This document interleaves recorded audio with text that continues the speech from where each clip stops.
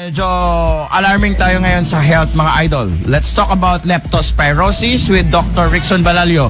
Ngamin tada iti pakaamo na endak sanggasat apo ada iti pimusay kano. Dua iti San Nicolas or may sa pangaili. Ente man na kumpirmahan dati na nakamat a report interview with Dr. Rickson Balalio iti health facts, mga idol. Ada cases tayo ti leptospirosis dito. I cannot give the total number of cases of leptospirosis at the GEC office tayo. Pero at the mortality tayo, gano'n na tayo po iti leptospirosis na confirm. We have already 3 as of this time. Gano'n na dito, Doktor? Dua dito sa Nicolas, kan Mesa dito itintar. Kasama nga may transmit. Kasama may transmit.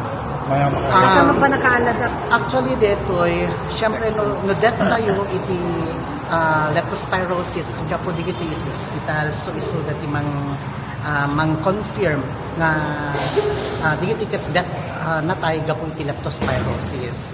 So iso dano kati mang report kada tayo.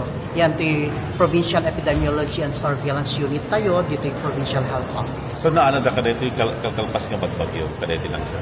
Actually, manalon amin di ito sa manalon amin. So most probably naala da dito yung taltalon. Na-hospital dito, Provincial Hospital, Doktor? Mariano Marcos. So, apay nakaro, Dok, late nga naamwanda or severe or whatever? Yes, may isang pakaalaan kat diti advanced stage na kunata yun when late nga na doktalan.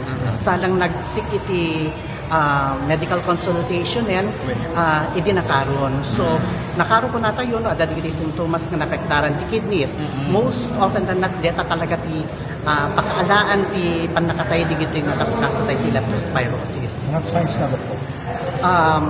Usually, digiti normal nga infection tayo kasi mga panagurgurigor, di na sakit bagbagina, and then makita tayo nga agsakit ti buksit na, jaundice na po na tayo, which is napektaran yan, di kita liver dano kwa. So, jaundice, gilyalo ti matada, kakasya no kwa, makikita tayo. So, parang preventer.